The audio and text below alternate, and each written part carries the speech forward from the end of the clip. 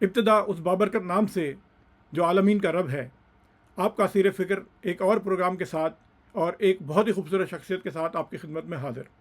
ہمارے آج کے مہمان ویسے تو مذہبی اسکالر کے حوالے سے بہت مشہور ہیں، لیکن ان کے اور بھی بہت سارے کام ہیں. اگر میں وہ سارے کام گنوانے شروع کروں تو ہمارے پروگرام کا ٹائم ویسے ہی ختم ہو جائے گا.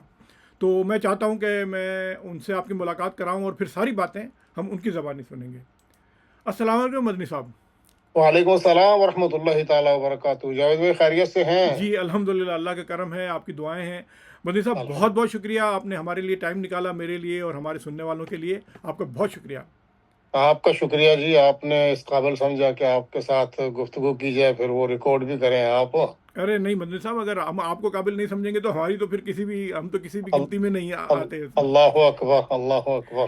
اچھا مدنی صاحب، جیسا کہ میں عموماً شروع میں بتاتا ہوں سب لوگوں کو کہ میرے سوالات تو وہی روایتی سوالات ہیں، روکھے پھیکے سوال ہیں، اور جی ان جی، سوالوں میں رنگ جو ہے وہ ہمارے مہمان بھرتے ہیں.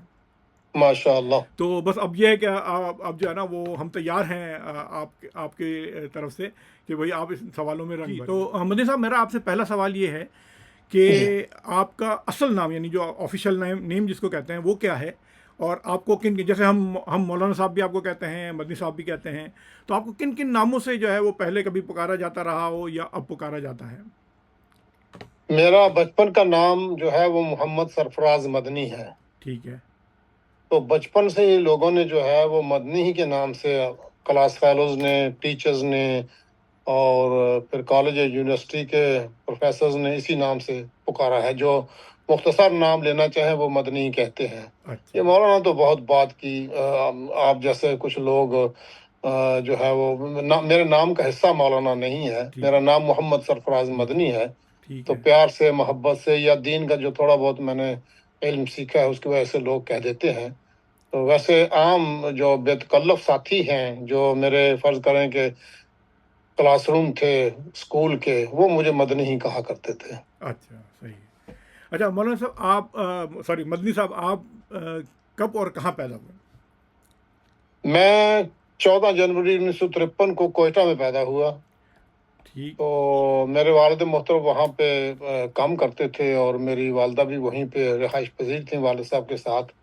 ویسے ہم بنیادی طور پر جو ہے وہ صوبہ سرحد کے رہنے والے ہیں، جس کو آج کل خیبر پختونخوا کہا جاتا ہے. جی. تو لیکن ملازمت کے سلسلے میں والد محترم اور والدہ محترمہ جو تھیں وہ کوئٹہ میں تھیں، تو پھر پیدائش میری جو ہے وہ کوئٹہ میں ہوئی ہے.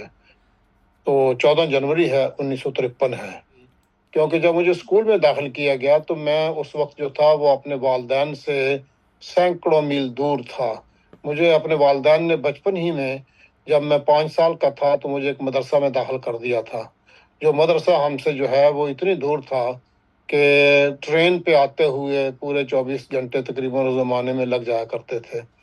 تو دور اس لیے رکھا کہ میں اپنے گھر سے دور رہوں اور کوئی کنیکشن نہ ہو، اور میں پوری توجہ جو ہے وہ دینی تعلیم پہ دوں. تو میرے والدین مجھے ایک عالم دین بنانا چاہتے تھے، اور چاہتے تھے کہ میں دین کے لیے وقف ہو جاؤں. تو انہوں نے مجھے وہاں پہ ایک مدرسہ میں داخل کیا جو پنجاب میں ہے. تو میں پیدا ہوا بلوچستان میں، اور بنیادی طور پر رہنے والا میں خیبر پختونخوا کا ہوں، جسے اس وقت صوبہ سرحد کہتے تھے.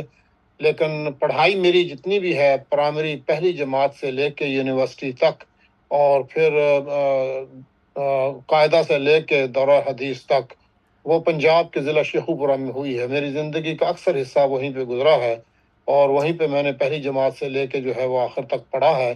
اور پھر وہیں پہ جو ہے وہ میں نے دینی تعلیم بھی حاصل کی، اور وہیں پہ پھر میں نے ملازمت بھی اختیار کر لی. تو اس لحاظ سے جو ہے وہ ان 3 صوبوں کے ساتھ میرا گہرا تعلق رہا ہے. اس کے بعد والد محترم کراچی میں جو ہے وہ ان کی ٹرانسفر ہو گئی. تو اس لحاظ سے صوبہ سندھ سے بھی جو ہے وہ میرا تعلق بڑا قلبی رہا ہے. تو جب مجھے مدرسہ میں داخل کیا گیا تو میرے مدرسہ کے جو ٹیچر تھے وہ میرے استاد بھی تھے، اور ساتھ ساتھ جو ہے وہ میرے چچا بھی تھے. تو انہوں نے مجھے جو ہے وہ مدرسہ میں داخل کر لیا اور وہاں پڑھنا شروع کیا. تو ان کے ایک بڑے گہرے دوست تھے جو ایک اس وقت پرائمری اسکول کے ہیڈ ٹیچر تھے، بعد میں وہ ہائی اسکول کے بھی ہیڈ ٹیچر ہوئے. تو وہ ان کے دوست تھے چودھری محمد یوسف صاحب. تو وہ ان کے ساتھ روزانہ باقاعدگی سے محفل کیا کرتے تھے، چائے پیا کرتے تھے میرے چاچا جی کے پاس آ کر اور بیٹھا کرتے تھے. تو وہ درس میں مجھے پڑھتے ہوئے دیکھتے تھے باقی بچوں کے ساتھ. تو انہوں نے تجویز دی میرے چچا کو کہ آپ اس کو اسکول میں داخل کر دیں. تو انہوں نے کہا کہ نہیں، یہ تو دینی تعلیم کے لیے وقف ہے. تو انہوں نے کہا کہ نہیں، دینی تعلیم یہ حاصل کرے، کیونکہ آپ کے مدرسے کا ٹائم اور اسکول کے ٹائم میں کوئی کلیش نہیں ہے. مدرسے کا ٹائم اس طرح تھا، ہمارا جتنا بھی تھا وہ یہ تھا کہ فجر کی نماز سے 2 گھنٹے پہلے وہ اٹھا لیا کرتے تھے اور سبق پڑھایا کرتے تھے. پھر فجر کی نماز ہوتی تھی، فجر کی نماز کے بعد بڑا سادہ سا ناشتہ دیتے تھے اور ناشتے کے بعد 2 گھنٹے اور پڑھاتے تھے اور پھر چھٹی کر دیتے تھے. اور یہ چھٹی ہوتی تھی طلباء کو کہ وہ اپنے باقی کام نپٹا لیں. یہ فری ٹائم ہوتا تھا ان کا. اور اس کے بعد کلاسیں جو لگتی تھیں وہ ظہر سے عصر تک ہوتی تھیں. پھر عصر سے مغرب تک جو ہے وہ مدرسے کی چھٹی ہوتی تھی اور عشاء کے بعد پھر 2 گھنٹے وہ پڑھائی کیا کرتے تھے. تو اسکول جو تھا وہ صبح 7 بجے شروع ہوتا تھا اور 1 بجے 12:30 بجے ختم ہو جاتا تھا. تو اس کے اندر کوئی کلیش نہیں تھا. جب مدرسہ کے بچے چھٹی پہ ہوتے تھے تو اسکول لگا ہوتا تھا، اور جب اسکول لگا ہوا ہوتا تھا تو جو ہے وہ ادھر کلاسیں کوئی نہیں ہوتی تھی. تو اس لحاظ سے جو ہے انہوں نے کہا کہ آپ ان کو وہاں پہ داخل کروائیں. تو میں سن رہا تھا ان کی باتیں. بچہ تھا چھوٹا، 5-6 سال کا، 5 سال کا تھا. تو انہوں نے آپس میں یہ بحث شروع کر دی کہ نہیں، اس کی پرائرٹی، اس کے والدین کی پرائرٹی جو ہے وہ دین ہے. تو انہوں نے کہا نہیں، آپ پرائرٹی یہی رکھیں، لیکن اس کے ساتھ ساتھ اس کو جو ہے وہ کچھ نہ کچھ عصری علوم جو ہیں وہ بھی پڑھنے دیں. اور میں چونکہ اس کو بڑے غور سے دیکھتا رہا ہوں ایک عرصے سے، تو یہ دونوں مدارس کے اندر جو ہے وہ چل سکتا ہے. کیونکہ میرے استاد محترم کا ایک سوال یہ تھا کہ اس پر ٹو مچ برڈن تو نہیں ہو جائے گا کہ یہ نہ ادھر کا رہے نہ ادھر کا رہے، تو تھک تو نہیں جائے گا، دماغی طور پر یہ چل سکے گا. تو اس نے کہا نہیں، میرا جو میں نے اس کو دیکھا ہے پڑھتے ہوئے، تو یہ دونوں طرف جو ہے وہ بآسانی چل جائے گا. تو انہوں نے کہا چلے آپ ٹرائی کر کے دیکھیں، کم از کم پرائمری تو اس کو کروا لیں. تو میں جو پرائمری اسکول میں داخل کیا گیا تو پھر مسئلہ پیش آیا کہ اس کی ڈیٹ آف برتھ کیا ہونی چاہیے. مدرسے میں داخل کرنے کے لیے کوئی ضرورت نہیں تھی ڈیٹ آف برتھ کی. دینی لحاظ سے تو دورہ حدیث تک کی تعلیم حاصل کی. دنیاوی لحاظ سے آپ نے کہاں تک کی تعلیم حاصل کی؟ دنیاوی پھر جب میں نے پرائمری اسکول میں داخل ہو گیا تو ابتدا میں تو انہوں نے چودھری محمد یوسف صاحب نے قائل کیا کہ کم از کم اس کو پرائمری کروا لیں. ٹھیک ہے، آپ دینی عالم بنائیں. لیکن ان کے ذہن میں یہ تھا، ہمارے جو مدرسہ کے اساتذہ تھے سارے کے سارے، کہ اس پر ٹو مچ پریشر نہ پڑ جائے اور والدین جو چاہتے ہیں وہ شاید پورا نہ ہو. تو پرائمری کے اندر 5 سال لگے. تو اس 5 سال میں مدرسہ میں بھی سب سے اچھا رہا اور پرائمری اسکول میں بھی اچھا رہا. تو پھر بالاتفاق انہوں نے فیصلہ کیا کہ اب اس کو ہائی اسکول میں داخل کیا جائے. تو میں نے پھر وہیں سے میٹرک کیا، وہیں پھر کالج میں داخل ہو گیا. کالج وہاں سے 6-7 میل دور تھا، سانگلا ہل اس شہر کا نام ہے. وہاں پہ وہ جو ہے نا کالج گیا. کالج کے بعد میں نے یونیورسٹی جوائن کی. یونیورسٹی میں جو ہے وہ BA تک تعلیم حاصل کی پنجاب یونیورسٹی سے. تو اس طرح جو ہے وہ دینی تعلیم کے ساتھ ساتھ دنیاوی تعلیم بھی ہوتی رہی. دنیاوی تعلیم میں جو ہے وہ میں نے جب BA کیا تو اسی زمانے کے اندر جو ہے وہ میں جو مدارس میں کتابیں پڑھائی جاتی تھیں وہ سب میں نے پڑھ لی تھیں. اور میں نے دورہ حدیث کرنے کے بعد دورہ تفسیر بھی جو ہے وہ کر لیا تھا. اور اس کے ساتھ ساتھ میں نے اپنے شوق سے جو ہے وہ یہ کیا کہ ساتھ ساتھ فاضل عربی کا امتحان جو ہے وہ دیا، جو عام طور پر مدارس میں اس وقت نہیں ہوتا تھا. تو میں نے وہ جو پڑھا کہ اب میرے پاس اتنا بنیادی علم موجود ہے کہ میں فاضل عربی کا جو ہے کورس وہ کر سکتا ہوں. فاضل عربی کا اس وقت سب سے اعلیٰ کورس ہوا کرتا تھا، وہ میں نے کیا. پھر اسی کے ساتھ میں نے فاضل فارسی جو ہے وہ کیا. تو یہ فاضل عربی اور فاضل فارسی کرنے کی وجہ سے جو ہے وہ پھر وہی جو میرے پرائمری کے استاد تھے اور وہ گہرے دوست بھی تھے میرے دینی مدرسہ کے استاد محترم سے. تو انہوں نے کہا کہ آپ اس کو سکول کا ٹیچر بنا دیں. تو سکول کا ٹیچر کو وہ دورہ حدیث کرنے والے کو، دورہ تفسیر کرنے والے کو نہیں لیتے ہیں، لیکن فاضل عربی کی بنیاد پہ مجھے عربی ٹیچر کے طور پر جو ہے وہ انہوں نے خود ہی اپلائی کروا دیا.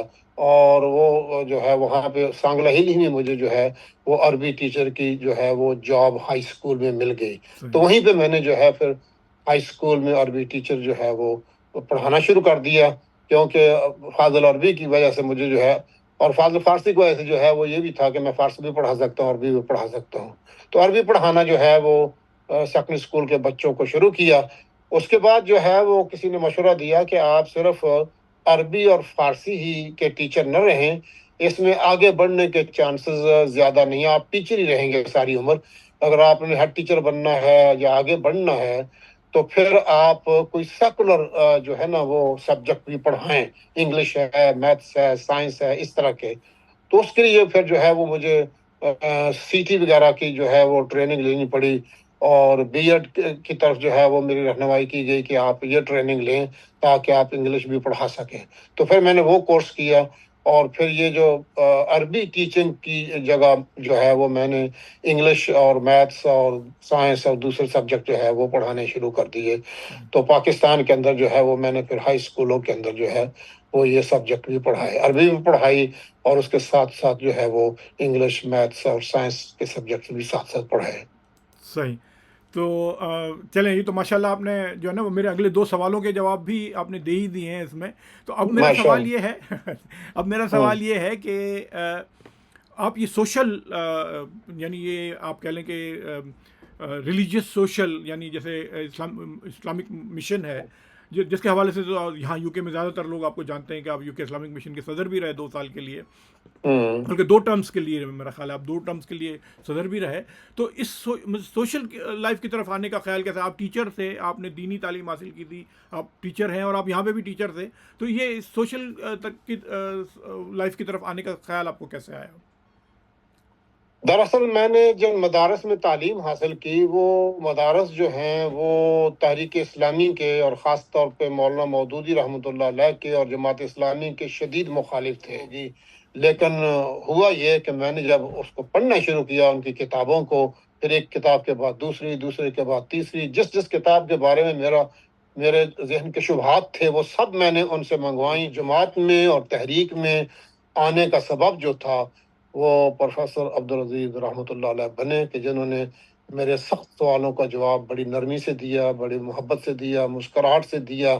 اور میرے جو میں ان پہ جو فتوے لگاتا تھا کم علم ہونے کے باوجود، وہ بڑے دھیان سے سنتے تھے، اور وہ انہوں نے کبھی میرا ٹھٹھا نہیں اڑایا اور کوئی مذاق نہیں کیا، اور بالکل جو ہے وہ دھیان سے باتیں سننے کے بعد جو ہے وہ بڑی تسلی کے ساتھ جو ہے وہ جواب دیا کرتے تھے. تو اس کے بعد جب وسیع مطالعہ شروع کیا تو میرا دل جم گیا کہ یہ حق کا راستہ ہے، سچا راستہ ہے، درست راستہ ہے. تو اس طرح جو ہے وہ میں یہاں پہ آ گیا. تو پھر یہاں پہ جو ہے وہ، چونکہ میں ضلع ہزارہ کے ذمہ دار تھا، تو وہاں پہ یہاں کے ایک عالم دین تھے یہاں برمنگم میں، اسپاربک اسلامک سینٹر کے جو ہے وہ ڈائریکٹر تھے مولانا نثار احمد رحمۃ اللہ علیہ. تو وہ وہاں پہ جاتے تھے، ان کا تعلق بھی جماعت اسلامی سے تھا. تو وہاں پہ ان سے ملاقاتیں ہوئیں، اور انہوں نے اور میں نے کئی ایک کانفرنسز میں جو ہے وہ مل کر حصہ لیا، اور وہ بھی اسپیکر کے طور پر آتے تھے اور مجھے بھی بلایا جاتا تھا. تو انہوں نے جو ہے وہ اپنی سالانہ کانفرنس اسپاربک اسلامک سینٹر کی، اس میں مجھے دعوت دی کہ آپ ہمارے ہاں بطور اسپیکر آئیں. تو میں جو ہے وہ چھٹی لے کے یہاں پہ 1 مہینے کی آیا، اور ان کی کانفرنس سے جو ہے مجھے خطاب کرنے کا موقع ملا یہاں برمنگم کے اندر اسپاربک اسلامک سینٹر کی. تو اس کے ساتھ پھر یو کے اسلام مشن کا تعارف تو مجھے وہیں پہ تھا، چونکہ تحریکی حلقوں میں جو ہے وہ یو کے اسلام مشن کا نام معروف تھا کہ برطانیہ کے اندر تحریک جو کام کرتی ہے وہ یو کے اسلام مشن کے نام سے کرتی ہے. تو اس طرح جو ہے وہ مشن کی جو ہے وہ اس کے ساتھ بھی اٹیچمنٹ ہوئی. تو وہ جب جانے کا میرا خیال ہوا کہ واپس جاؤں، تو انہوں نے اصرار کیا کہ نہیں، آپ کچھ وقت جو ہے اس پارول کو دیں، اور آپ کی یہاں پہ ضرورت ہے. تو میں نے کہا چلیں کچھ عرصہ اور ٹھہرتے ہیں. تو وہ کچھ عرصہ جو ہے وہ پھر اتنا محیط ہوا کہ 41 سال یہیں پہ رہنے پڑا. اچھا، ماشاء اللہ آپ نے تو پوری تفصیل کے ساتھ اپنا جو کیریئر ہے، میرے حساب سے تو یہی کیریئر ہے آپ کا، اپنے پاکستان اور یہاں کا جو ہے نا وہ بڑے اچھے طریقے سے آپ نے بتایا. اچھا، آپ ماشاء اللہ جب آپ تقریر کرتے ہیں تو میرے جیسے بہت سارے لوگ ہیں وہ یہ چاہتے ہیں کہ آپ بولتے رہیں اور ہم سنتے رہیں. اچھا، آپ نے، لیکن میں نے یہ چیز نوٹ کی ہے کہ آپ نے ابھی تک کوئی تصنیف نہیں کی ہے. تو آپ کو کبھی خیال نہیں آیا کہ آپ اتنی خوبصورت باتیں جو ہیں ان کو قلم بند کریں اور کتاب کوئی لکھیں؟ ویسے میں نے ایک کتاب جو ہے وہ ایک مقالہ لکھا ہوا ہے جس پر مجھے یہاں برمنگھم یونیورسٹی سے جو ہے وہ ایم فل کی سند ملی ہے. تو وہ مقالہ انگلش کے اندر ہے اور یونیورسٹی نے اس کو تسلیم کیا ہے اور اس کی بنیاد پر مجھے جو ہے وہ ایم فل کی ڈگری دی گئی ہے. اچھا. لیکن میں نے اس کو طبع نہیں کروایا. اور اس کے علاوہ بھی میرے ذہن میں کبھی کبھی خیال آتا ہے کہ مجھے لکھنا چاہیے اور لکھتا بھی ہوں. اور دو موضوعات پہ تو کافی سارا مواد میں نے جو ہے وہ جمع بھی کیا. تو وہ رفلی کام نوٹس کی حد تک جو ہے وہ میں کرتا رہا. لیکن کبھی کبھی یہی آتا ہے کہ پتہ نہیں یعنی تصنیف کا میدان الگ ہوتا ہے اور خطابت کا میدان الگ ہوتا ہے اور آدمی میں شاید دونوں خوبیاں یکجا نہ ہوں تو پھر وہ تھوڑا سا رک جاتا ہوں کہ نہیں، شاید آپ میرا تصنیف. خیال ہے کہ آپ کے گرد بہت سارے لوگ ہیں جو اس سلسلے میں آپ کی مدد کر سکتے ہیں، کیونکہ آج کل تو کتابیں اسی طرح لکھی جاتی ہیں کہ جو ہے جن کے خیالات ہوتے ہیں وہ صرف اپنے خیالات کا اظہار کرتے ہیں، لکھنے والے جو ہیں وہ ان کو کتابی شکل دے دیتے ہیں. تو یہ تو ہو سکتا ہے. اچھا چلیں، اب ہم تو پروگرام کے اختتام کی طرف ہی چل رہے ہیں. اچھا، ایک سوال ہے کہ کوئی ایسا موقع ہو کہ آپ کو ایسا لگا ہو کہ جی زندگی بھر کی تپسیا جو ہے نا وہ میری پوری ہو گئی ہے، جس کو فیری ٹیل مومنٹ کہتے ہیں، ایسا کبھی ہوا ہے؟ نہیں، ایسا نہیں ہوا کبھی بھی. میں تو اس بات کا قائل ہوں کہ ابھی کچھ بھی حاصل نہیں ہوا. ابھی بہت کچھ حاصل کرنے کی ضرورت ہے. ابھی بہت کچھ کرنے کی ضرورت ہے. ابھی کام ابھی بہت باقی ہے اور اس کو مسلسل کرتے رہنے کی ضرورت ہے. صحیح. تو جب میں اپنے گھر کو دیکھتا ہوں، اپنے رشتہ داروں کو دیکھتا ہوں، اپنے ارد گرد کے مسلمانوں کو دیکھتا ہوں، پھر اپنے ارد گرد کے غیر مسلموں کو دیکھتا ہوں، تو وہ برابر ایک ہلچل ذہن میں رہتی ہے کہ جتنا کام مجھے کرنا چاہیے وہ میں نہیں کر پا رہا اور مجھے اور کرنا چاہیے.